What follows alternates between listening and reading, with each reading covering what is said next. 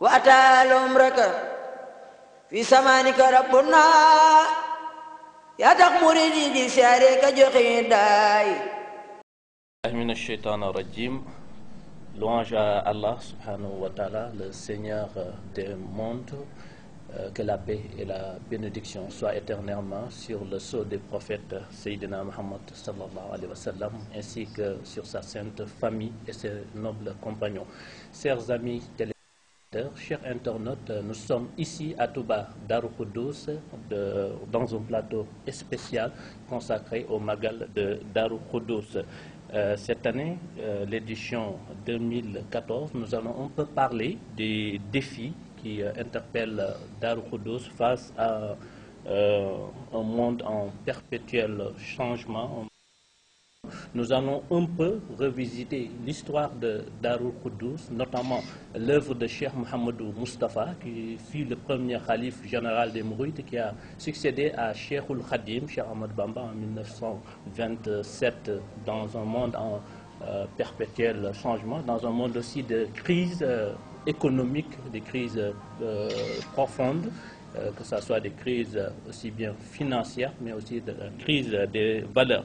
Et pour discuter de tout cela, j'ai comme invité à ma droite Serigne Falilou Diop, Serigne Falilou qui est membre du comité d'organisation, et Serigne Mohamed Mbakelo, lui aussi qui est membre de la commission communication du comité de pilotage.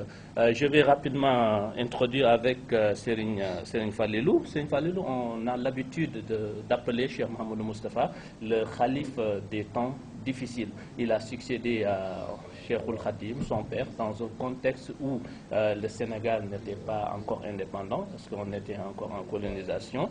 Serigne Touba qui était en résidence surveillée et qui venait de retourner à son Seigneur après une longue confrontation avec les colonisateurs. Pouvez-vous revenir un peu sur le contexte où Cheikh Modou Moustapha a été le calife général des Mourides? Merci M. Ndao pour votre invite et je salue les téléspectateurs éparpillés un peu partout dans le monde. Effectivement, c'est un privilège de s'asseoir aujourd'hui autour de cette table pour parler de Cheikh Mouhamadou Moustapha et de l'œuvre de Khadim Rassoul. Cheikh Mouhamadou Moustapha a débuté son magistère à Touba dans des conditions extrêmement difficiles. Khadim Rassoul est retourné à son créateur en 1927. 1927, 2 années plus tard, marquait le début de la crise économique et financière la plus ressentie dans le monde entier, dont l'épitome est le crash boursier de Wall Street.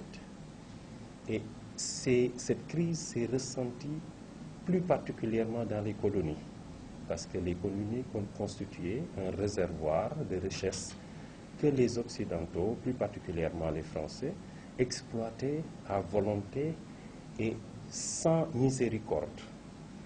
Et donc, cette période a été marquée pour les Sénégalais par des périodes de saisie que les colonisateurs opéraient fréquemment auprès des populations. Cheikh Mouhamadou Moustapha a pris les rênes de la communauté après le retour ultime de Khadim Rassoul à Touba.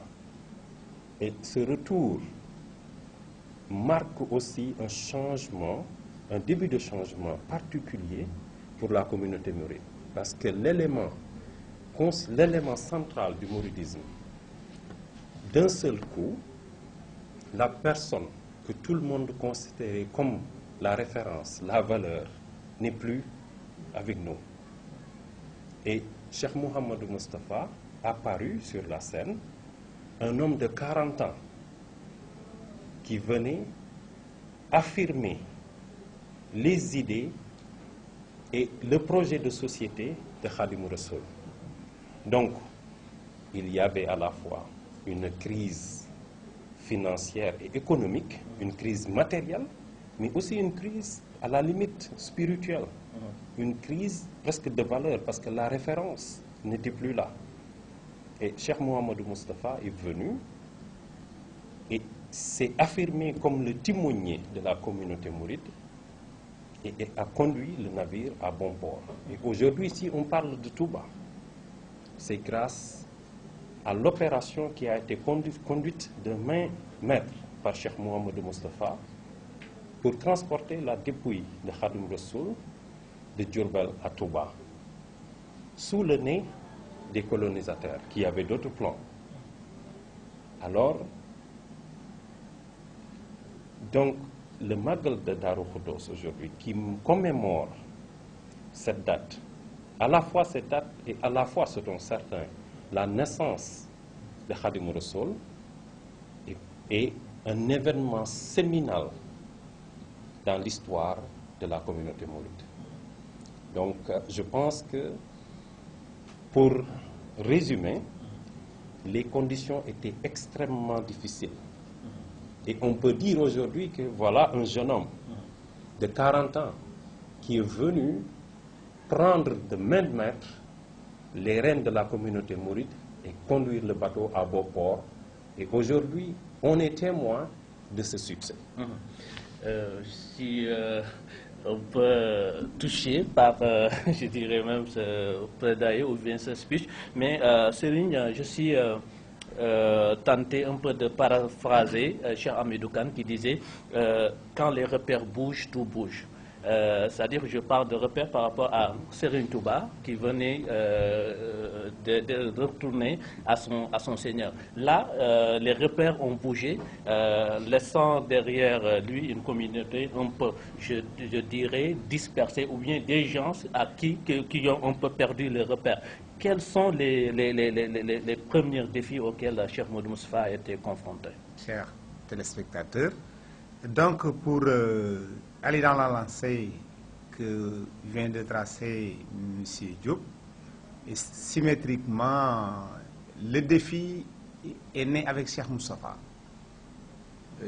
Il ne sera pas peut-être temps qu'on fasse la genèse sur la venue de Cheikh Mouhamadou Moustapha, les circonstances et tout ça là. Peut-être la fin nous édifiera sur le moyen qui a amené cela. Et je voudrais comme exemple démontrer combien, et ce sera très difficile, combien était valeureux Cheikh Ahmadou Bamba. C'est presque une mer à boire. Parce que c'est lui-même qui a dit que les gens sont complètement impuissants à savoir le niveau, le degré de spiritualité que m'a accordé Dieu. Donc nous ne pouvons pas les saisir, nous ne pouvons pas les cerner. Mais en tout cas, ces actes, ces faits, ces écrits, ces œuvres ont montré que c'était un homme hors pair et qui avait marqué de faire chaud son monde. Lorsqu'il nous a quittés, le premier défi qui est venu, en dehors du défi que constituaient les Français qui nous ont colonisés dans la manière dont M. Diop vient de nous poser les jalons et que tout le monde connaît, c'était complètement l'asservissement, l'humiliation, le mauvais traitement. C'était complètement l'esclavage.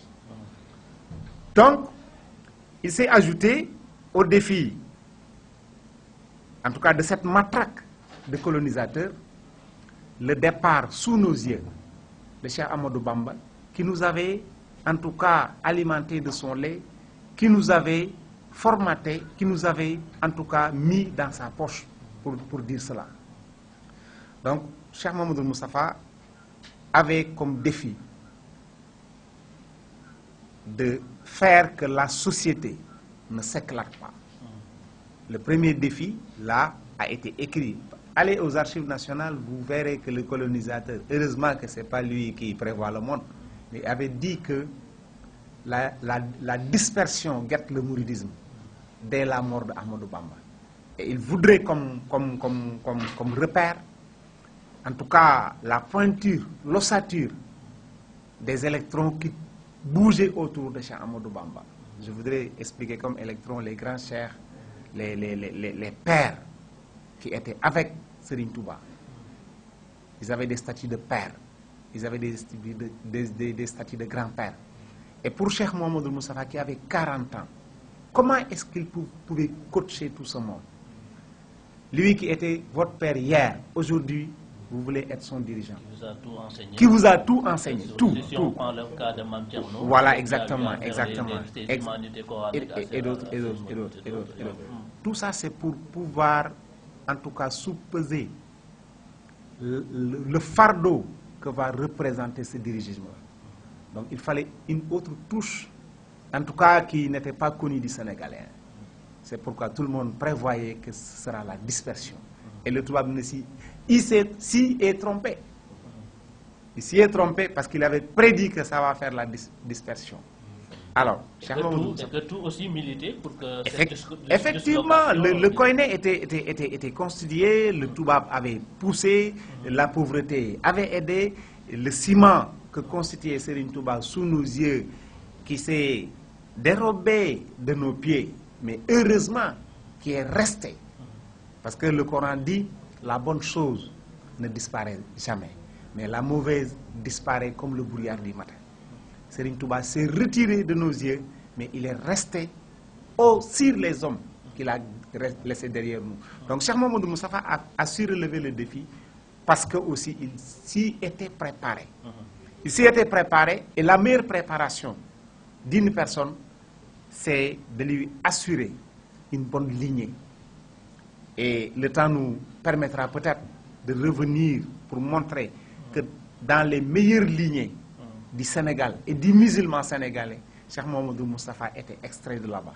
Comme d'autres, pour ne pas singulariser Cheikh Mouhamadoul Moustapha. Mais en tout cas, il serait beaucoup plus intéressant de montrer comment est-ce qu'il a pu manœuvrer dans ce kaléidoscope pour pouvoir ressouder les fractions sans pour autant avoir le faisceau. Serigne Modou s'était effacé, bien qu'étant khalife. Il disait que moi je ne suis pas important. Il n'y a qu'une seule importance, l'objectif de Serigne Touba. Serigne Touba avait dit, et tout le monde le savait, ils avaient parlé avec certains dans l'intimité, mais ils avaient parlé aussi à tout le monde, qu'il a l'objectif, les objectifs majeurs que sont retourner sa dépouille à Touba. Et ça, tout homme peut savoir ce que cela ferait si un Américain, un Anglais, un Français pouvait avoir la dépouille de Serigne Touba et l'amener en Europe. On sera obligé, malgré notre pauvreté, de quémander, de voler, de travailler, en tout cas de tout faire pour avoir le moyen. D'au moins, chacun de nous va pèleriner à sa dépouille. Donc, ceci nous a été ôté. Et ce qui est resté maintenant, c'était que Cheikh Mouhamadoul Moustapha fasse ce travail, mais aussi la mosquée qui lui a été montrée depuis l'exil. Le prophète l'avait certifié que vous aurez 2 mosquées, une à Touba, une à Diourbel. La mosquée de Touba, de Diourbel, est finie sous le magistère de Khadim Rassoul, mais la grande mosquée de la grande ville, qui était la ville de Serigne Touba, avait commencé pour 6 mois, même pas 6 mois, et l'autorisation a été retirée. Donc, tous les gens disaient que cette mosquée, ça ne verra jamais le jour. Et Serigne Touba avait donné un défi. Et ce défi-là, il l'a précisé. Il a dit que s'il pouvait y avoir un quoi qui conduira le mouridisme à la perte, ce sera peut-être 2 choses. La première, c'est que les mourides soient négligents, qu'une autre personne construise ma mosquée. Ma baraka verra et ira vers ces hommes-là, ou bien ces êtres. Et si jamais ma dépouille ne vient pas à Touba, qui est ma ville, qui est ma décision, Dieu fera que mon voyage sur la mer là sera retourné chez autres gens que les négligents qui ont fait que ma dépouille ne soit pas à Touba. Donc on pouvait percevoir sur le profit que nous a laissé Serigne Touba une perte qui pouvait être nôtre. Alors, le fait que entre 1927 et 1932, les deux défis sont surmontés. Le premier, c'est surmonté en 3 jours, la dépouille. J'ai dit 3 jours parce que dimanche à Kayel, jusqu'à mardi soir à Diourbel. C'est 3 jours. Et 3 ans, parce que 26, l'autorisation de la mosquée a été retirée par le colonisateur des mains de Serigne Touba. 27, Cheikh Ahmadou Bamba nous a quittés. 29, Cheikh Mamadou Moustapha a eu l'autorisation de construire la mosquée, avec une assurance que cette autorisation ne sera jamais retirée. Donc les deux défis majeurs, en 3 ans globalement, il a tout relevé. Maintenant, il laissait la réalisation. Et Serigne Touba avait dit à Serigne Modou Moustapha, si vous ramenez mon corps à Touba, et si vous œuvrez pour que ma mosquée sera construite, tout ce que vous voudrez, c'est moi-même qui vais prendre ça et vous remettre ça. Séance tenante. Voilà. Importante, mais Serigne Fallou, Serigne Mbacké a un peu parlé du défi d'abord de l'unité et de l'union dans la communauté mouride que Cheikh Modou Moustapha a réussi. Le fait de transférer la dépouille de Cheikhoul Khadim ici à Touba, ça a aussi été un grand défi, mais la construction du chemin de fer Dakar-Diourbel-Touba et aussi la construction de la grande mosquée de Touba. Là, je parle des défis en termes de coûts, en termes de ressources humaines et matérielles, mais dans un contexte très difficile. Vous avez parlé dans votre introduction de la crise économique des années 30.